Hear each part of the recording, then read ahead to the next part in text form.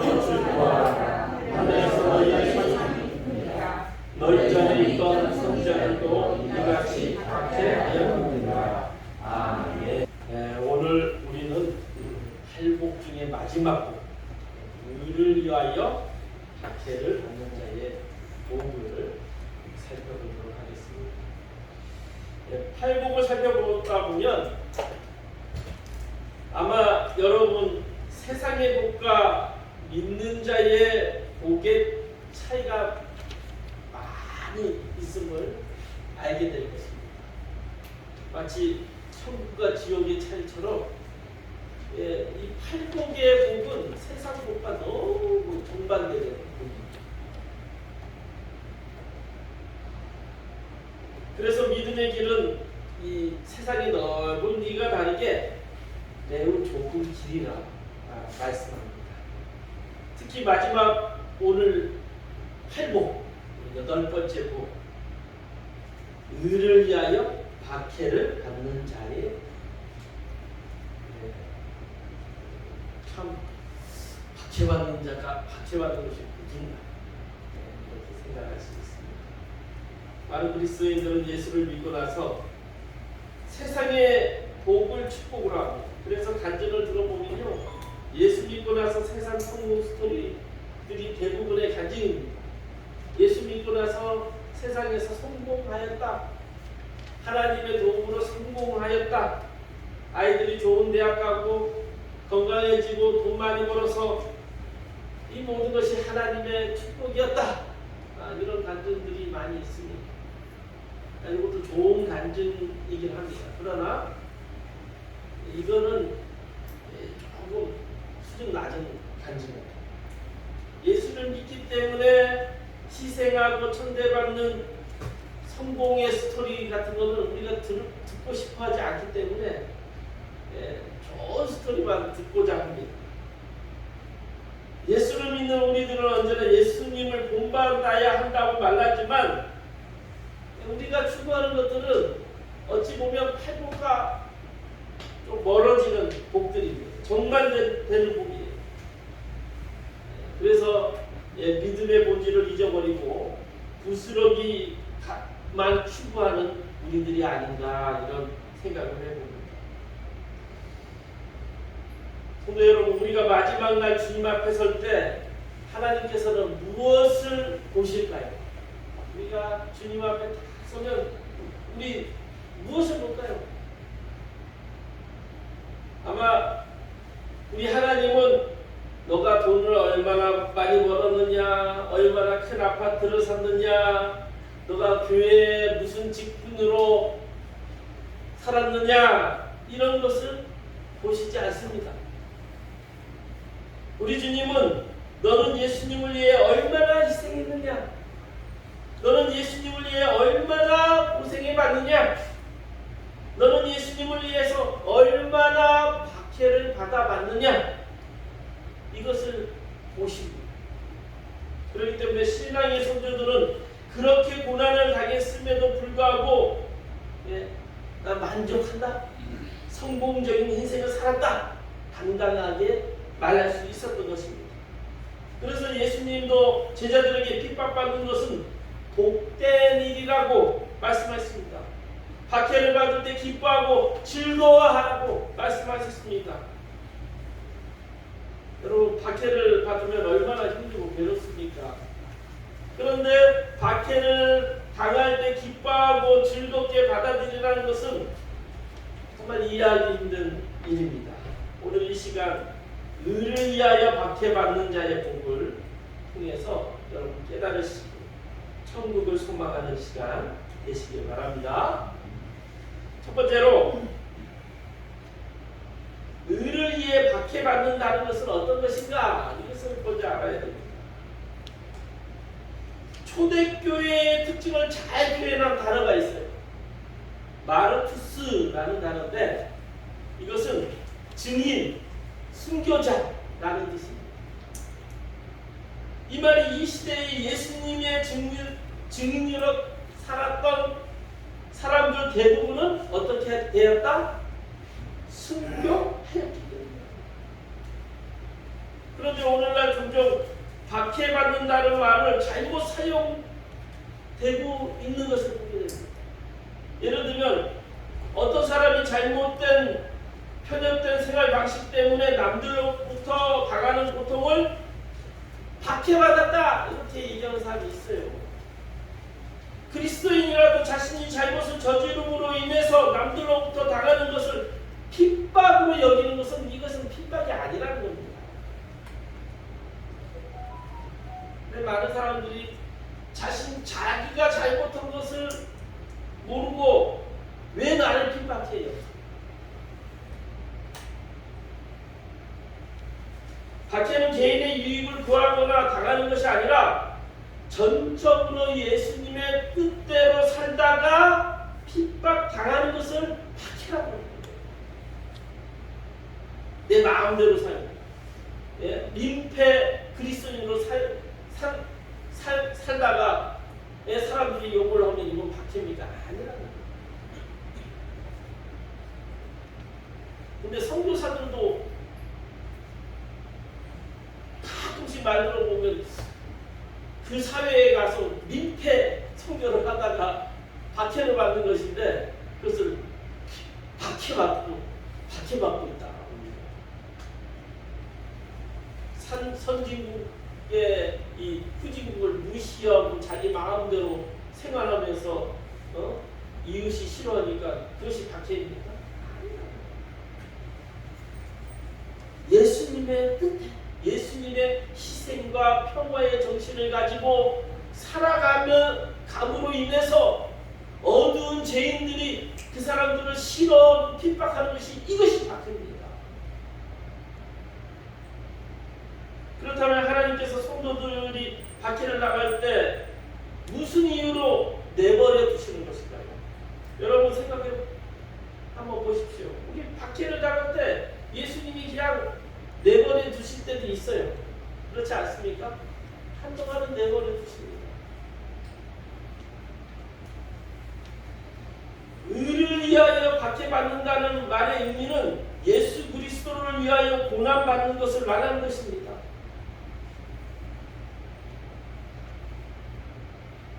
여러분, 이 멕시코가요, 이 기독교 비율이 90%가 됩니다. 그런데 교회만 다니는 사람이 많을 뿐이지. 그리고 1년에 한 번 교회 가는 것 갖고도 자기는 크리스찬이라는 얘기거든요. 그래서 그래도 이 멕시코의 부정부패가 끊이지 않고 멕시코의 범죄 조직 마약 카르텔이 유명합니다. 그래서 그 많은 기독교인들 중에 이 부정부패 정치인과 마약 조직을 고발하는 기자들이 있다고 합니다.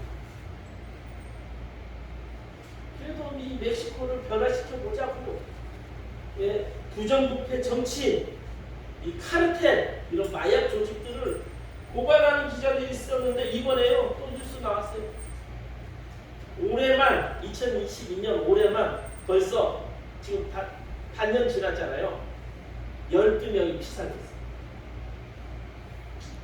그런데 이 기자들이 2000년 이후에 이렇게 조사를 해봤더니 진짜 선한 의를 위한 기자들이 몇 명이나 피살됐냐 하면 150명입니다.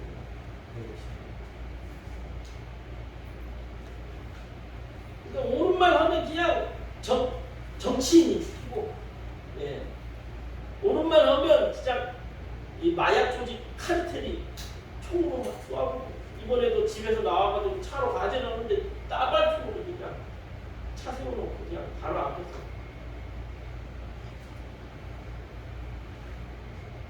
그런데 중요한 것은 계속적인 위험에도 지금도 목숨 걸고 기자의 길을 걷고 있는 기자들이다.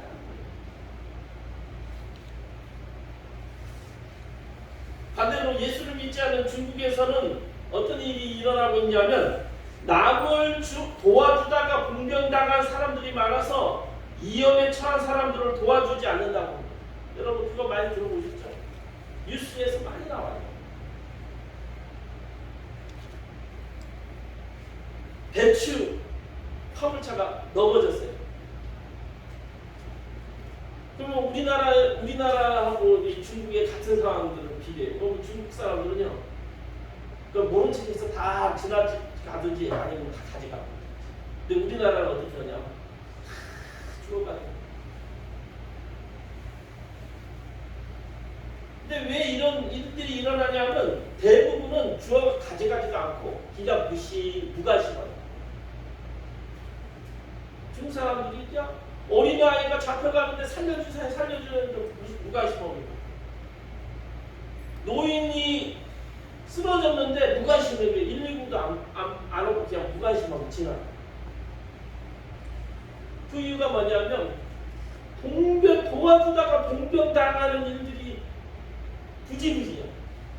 너무 많으니까. 이번에도 어제 기사에 보니까 우씨라는 사람이 길에서 다친 노인이 쓰러져가지고 병원까지 모시고 가서 입원시켜줬어요.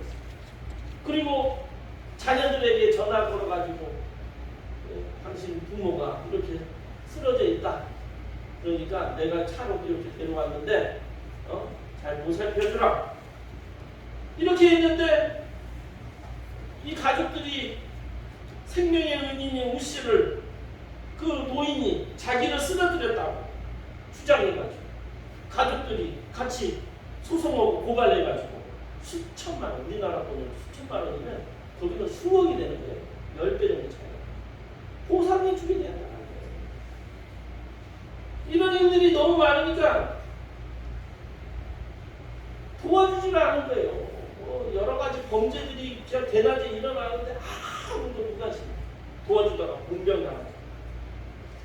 그래서 사회 문제가 너무 심각하니까 공산당이 법을 하나 만들었습니다. 착한 사람법. 도와주다가 봉변당한 것은 국가에서 적극적으로 이렇게 해가지고 피해 안 가도록 하겠다. 착한 사람법을 했는데도 지금도 중국에서 안 도와줘요. 왜냐하면 도와주었다가 봉변당합니다. 기본적으로 이 사람들이 얼마나 악한지. 그래서 여러분 중국에서 친절을 베풀면요, 괜히 이렇게 했다가 큰일 날 수 있습니다. 중국에서 그런 일들이 관광객들에게도 친절 베풀다가 수백만 원, 수천만 원 이렇게 될 때가 있어요. 여러분 조심하시고. 그러니까 이거 도와줘도요, 수준이 맞아야 도와줍니다. 수준이 맞아요.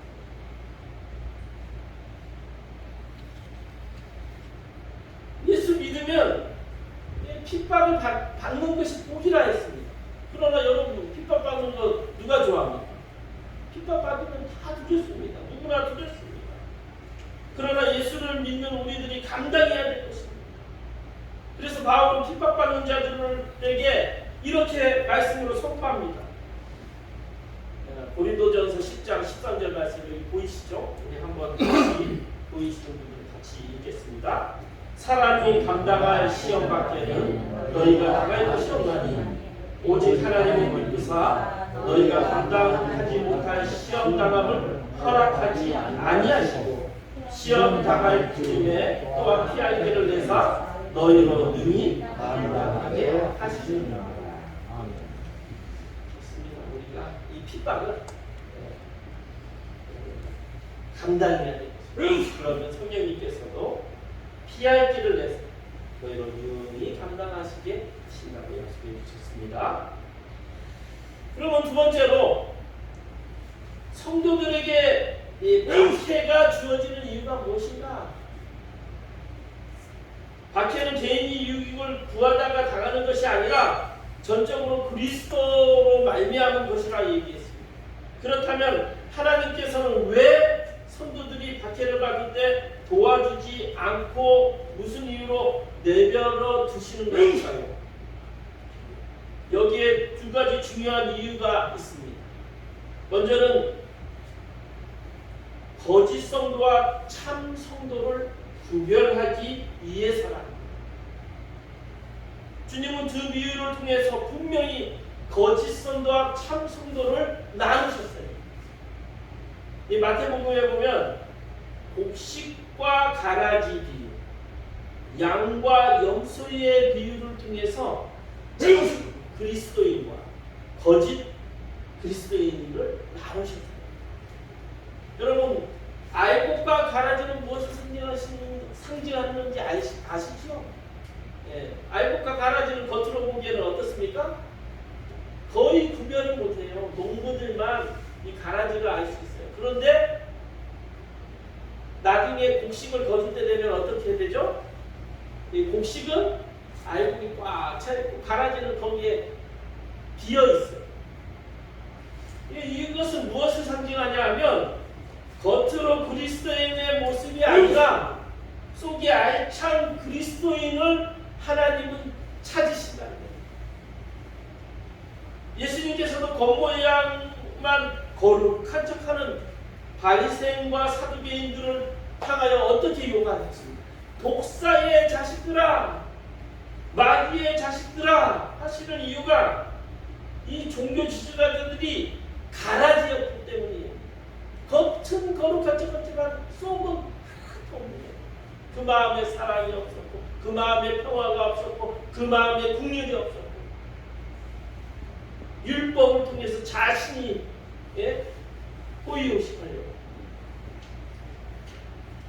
우리가 주님 앞에 서면 이 겉모습을 본다는 것이 아닙니다. 속 사람의 믿음을 보신다고 했습니다. 믿음의 진정성을 보고, 아, 너는 알곡처럼 차있구나. 그것을 보신다. 그래서 우리가 마음을 잘 풍성하게 겉을 포장하는 것도 중요하지만 그것보다 몇십 배, 몇백 배 중요한 것이 마음을 잘. 양과 염소의 비유는 무엇을 말합니까? 양은 천국 갈 사람, 염소는 지옥 갈 사람을 얘기해요. 그런데 여기에 기준이 무엇이냐면 지극히 작은 자를 도와주는 자. 어려운 이웃을 보고 그냥 지나치는 이기주의자들은 염소 같은 자. 그러나 어려운 이웃을 보고 긍휼한 마음으로 그들을 도와주는 선한 사마리아 같은 자가 양이라는 거예요. 천국까지. 그래서 긍휼한 마음은 그리스도인이 갖춰야 될 덕목입니다. 그래서 우리 교회도 한 달에 한 번씩 조금만이라도 헌금하는 거 있죠? 무엇입니까? 이웃사랑. 헌금했다고 다 되는 것이 아니에요. 어려운 자들을 도와주는 거. 여러분 혹시 드라마 우영우 아세요? 우영우. 요즘에 우영우가요 우리나라 엄청난 바람이 불고 있어요. 안 본 분 손 안 본 분. 우영우 안 보시고. 안 봤구나. 꼭 보세요. 얼마나 우영우가요 그 자폐를 가진 변호사인데 그 주변의 사람들이 얼마나 따뜻한 마음으로 그 변호사를 같이 도와주면서 어려운 사람들을 도와주는 일인데 그 드라마인데요 얼마나 보면요 마음이 정화돼요. 제가 우영우 본 다음부터 제가 그 전에 봤던 그 약간 범죄 드라마 있어요. 막 사람 끔찍하게 막 죽이기로 하고 우영우 보니까 마음이 선해져. 아무것도 안 들어가요.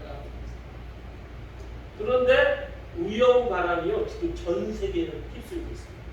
그래서 뉴스에서 보니까 넷플릭스에서 제2의 오징어 게임이 전 세계 1위 됐잖아요.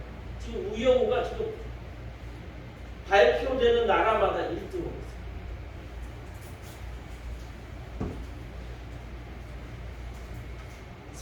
선한 영향력을 가져요. 야, 이 뭐 복음보다 더 강력하게 지금 우리 교회가 왜 욕을 받고 있는가? 이기적이기 때문에. 그 우영우 그 이상한 나라 변호사 우영우를 보면요, 거기에도 악한 편, 선한 편이 있어요.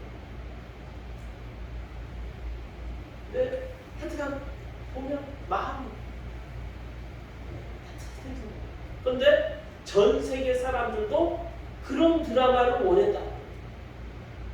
지금 가는 곳마다 지금 일본에서도 1위, 대만에서도 1위, 프랑스에서도 1위, 지금 미국에서는 1위 아니에요. 5위 나오는 거예요. 미국 사람들은 뭐 끔찍하게 막 살인하고 막 이런 것들을 좋아해요. 근데 점점 10위권에서 지금 5위로 올라가요.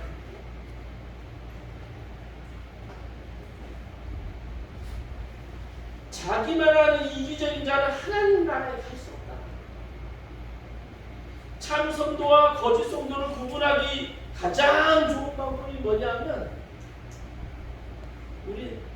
내가 박해를 받고 있느냐, 주님의 뜻대로 살다가 내가 박해를 받고 있느냐, 주님 때문에 내가 세상 사람들이 나를 욕하느냐, 이것으로 알 수 있다는 거예요. 그래서 어떤 사람은 이렇게 얘기합니다. 가짜 성도들은 예수님을 따라 감난산까지는 갈 수 있지만 갈보리산 십자가의 길까지는 갈 수 없다. 화려한 올리브나무가 풍성한 과수원까지 예수님을 따라갈 수는 있는데 마지막 십자가의 길에서 따라가는 자가 진짜 있어요. 박해와 고난의 십자가를 메고 갈 때 비로소 온전한 신앙인이 될 수 있는 것입니다. 우리 한번 따라해 봅시다. 박해와 고난의 십자가를 내어갑시다. 그래야 온전한 신앙인이 될 수 있습니다. 이 수능 때문에 우리가 잘못해서가 아니라 어찌 보면 어둠의 죄인들은 빛을 싫어합니다. 여러분 아시죠? 이번 새벽기도 주제가 그거예요. 어둠의 세력들이요, 빛을 싫어하니까 박해하는 거예요.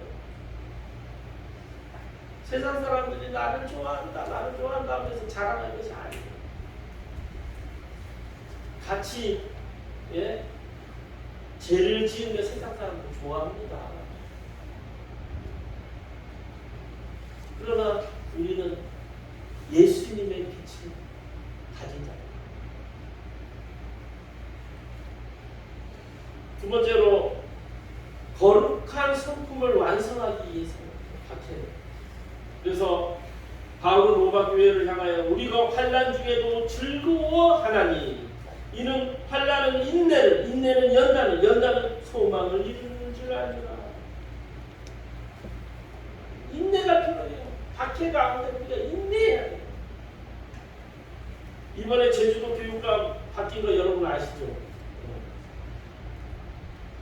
딱 바뀌면서 뭐가 달라졌냐 하면 딱 시험이 중학교 1학년은 시험이 없었어요. 지금까지. 그런데 내년부터는 시험을 치는 거예요. 그래서 우리 가연이가 중2입니다. 중2. 그래서 올해 처음 시험 봤어요. 1년 넘게 시험을 안 보고 올해 처음 시험 봤어요. 그러니까 중2인데 처음 시험 보니까 어떻게 해요? 실수가 많아요. 한 번 받아가지고 또 실수했는데 두 번째도 이번에는 실수 안 할 거야 했는데 또 실수.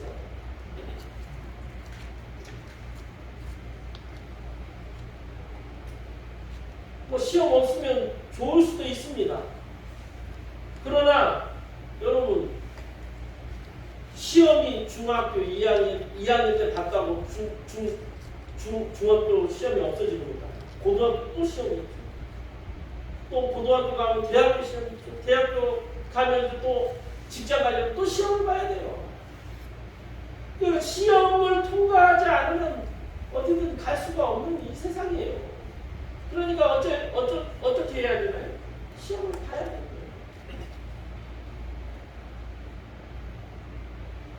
그런데 이 시험을 보는 것이 얼마나 인내가 필요한지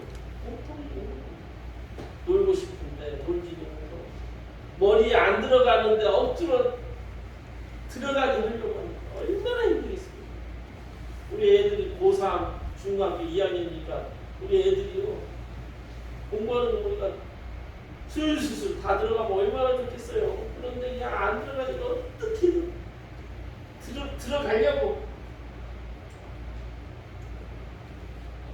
그런데 이 시험을 준비하고 또 어떻게 시험에 임하는지 이런 과정을 통해서 배워가고 있다. 그리고 인내를 통해서 아이들이 점점 성장하는 모습을 저는 보게 됩니다. 완전히 아이들이 어른 된 거예요. 이 시험을 보면서. 또 우리 딸이 어떻게 잘 봤냐니까 아빠는 말대로 하나님께서 노력한 건 점수 좀 이렇게 받고 노력 덜 한 건 그만큼만 받고 말이 달라졌어요. 예전에는요 내가 그런 얘기 했어요. 아이 뿌린 만큼 하나님께서 열매 맺게 해줘. 약간 부정적이고 받아들였어요. 근데 이제는 그거에 대한 결과에 대해서 수용합니다. 이것이 성장이에요. 시험을 준비하면서 실력도 실력이지만 인내를 기를 수 있고 인내를 통해서 좋은 결과를 맺을 수 있는 것입니다. 그래서 여러분 아이들에게요 인내하게 해줘야 돼요. 억지로 인내하게 하는 것이 아니라 지켜봐 준다. 끝까지 지켜봐 준다. 예전에 노래 있죠. 내가 쓰러질 때 그냥 놔두세요. 여러분 아세요? 아빠 언제 어른이 되나요? 그래서 어른이 되려면 쓰러질 때 그냥 확 하잖아요. 근데 쓰러졌을 때 그냥 내두고 가는 것이 아니라 너 스스로 일어날 수 있어. 그러면서 응원해줘요. 이것이 인내의 시작입니다. 인내는 참을성을 길러주고 노력의 대가를 깨닫게 해주는 성숙의 밑거름이 되는 것을 여러분 꼭 아시기 바랍니다. 온실 속에 난초처럼 키우다 보면 아이들은 성장하는 겁니다. 그런데 어른도 마찬가지예요. 온실 속의 난초처럼 살다 보면 어른도 애기가 되는 거예요. 저쪽에 남해 쪽에 가면요 우리 제주도에 없는 몽돌 바닷가가 있어요. 여러분 몽돌 바닷가의 파도 소리 들어보셨어요?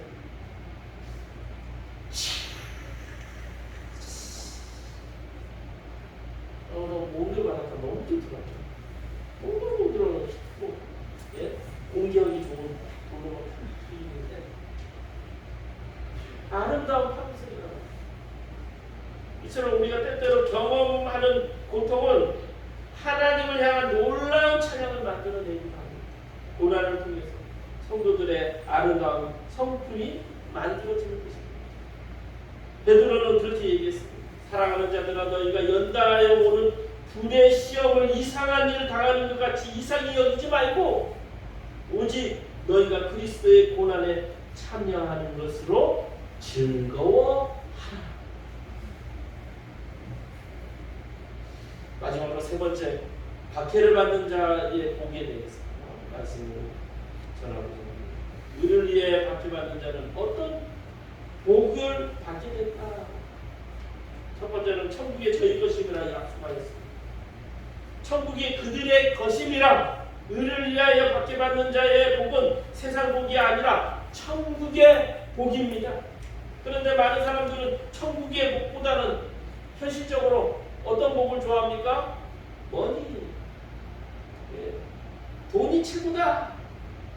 그래가지고 부모님 앞에 최고의 선물은 뭐라고요? 사과 상자도 아니고, 예? 귀한 망고 상자도 아니고, 머니다.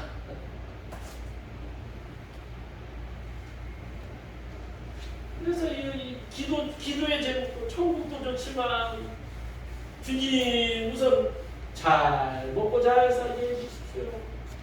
주님 기왕 주시는 거 좋은 아파트도 하나 마련할 수 있도록 사업 잘 되게 해주십시오.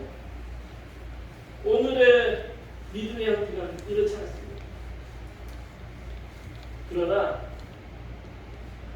이 박해를 받은 이 천국의 영광은 이 세상의 영광과 좋게 비교할 수 없는 것이라 얘기했습니다. 그래서 바울은 부자였습니다. 바울은 학식이 많은 자였습니다. 바울은 결혼도 못했어요. 결혼할 수도 있었을 거예요. 그러나 하나님을 만나고 예수님을 만나서 천국을 경험하였기 때문에 자기의 모든 재산과 인생을 걸고 땅까지 복음을 전해요. 여러분, 천국을 경험해야 돼요. 죽어서 천국을 경험하는 게 아니라 이 땅에서도 천국을 경험할 수 있어요. 왜냐하면 천국에 그 큰 상을 약속하셨다고 11절 12절에 얘기하고 있어요. 하늘에서 너희의 상이 큼이라. 이를 위하여 박해를 받는 사람은 천국에서 상이 크다고 약속해 주셨어요. 그러면 어이구 천국 가서 큰 상 받겠네 이렇게 얘기할 수 있는데 그것이 아니에요. 정확히 말하면 핍박받는 자에게 있어서는 천국의 복은 미래의 하늘나라에서만 있는 천국의 복이 아니라는 거예요. 천국은 단순히 장소적 개념이 아니라 하나님이 다스린 하나님의 통치가 있는 곳이 천국이 되는 것입니다. 박해를 받는 자에게는 이 세상에서도 천국을 경험하게 될 수 있어요. 되는 것입니다. 예를 들어 보면 우리가 평소 주님을 가까이 하지 않다가도 삶의 고통이 다가오면 어떻게 해요? 그 고통의 짐을 끌어안고 주님 앞에 가까이 나아가 주님을 의지하면서 울부짖으며 기도할 때 어떻습니까? 하나님을 만나게 되지 않습니까? 그때 여러분 마음에 천국을 경험하지 않습니까? 아마 다 그런 경험이 있을 거예요. 요즘에 너무 편안하니까 울면서 기도하지를 못하겠어요.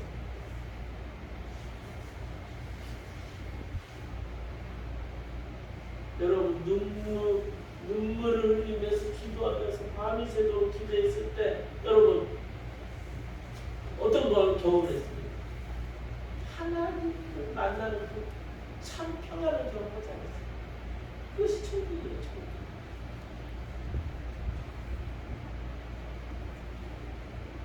우리가 믿음으로 주님을 의지할 때 성령님께서 우리의 마음을 다스려 주심을 경험하게 되는 그 행복감, 바로 이 심령이 천국을 경험합니다. 성도 여러분, 핍박이 크면 클수록 하나님의 이로가 넘친다는 사실 여러분 꼭 믿으시기 바랍니다. 내가 잘못해서 박해받는 것이 아니라 내가 너무 예수님을 잘 믿어서 박해를 받을 때는 하나님의 큰 일을 받는 거예요. 의를 위해 박해받는 자는 하늘에 상을 받는다고 했습니다. 여러분 이번에요,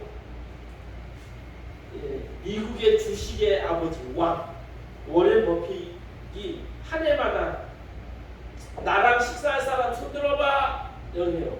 그러면 많은 사람이 손을 듭니다. 그러면 얼마 걸래? 이 경매를 했어요. 워렌 버핏이라는 사람하고 식사 한 번 하는데 얼마 경매가가 나왔는지 아세요? 우리나라 돈으로 환산했을 때 여러분 얼마 정도 됐을까요? 자, 1억! 한번 손 들어보세요. 100억! 그럼 너무 비싸다. 1000만원!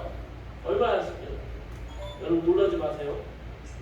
이 경매로 워렌 버핏이 가지는 것이 아니라 어려운 사람들 도와줘. 경매가. 네, 워렌 버핏과 식사하려고 경매했는데 약 우리나라 돈으로 400억.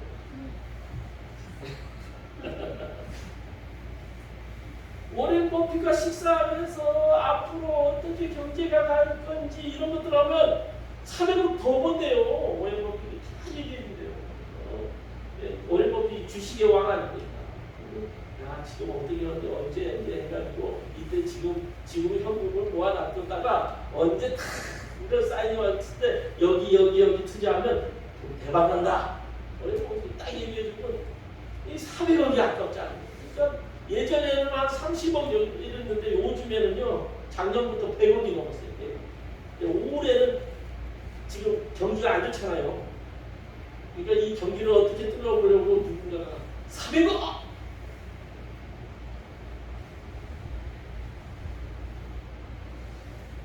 우리가 박해를 받아가지고 하나님 앞에 나아가게 된다는 거예요.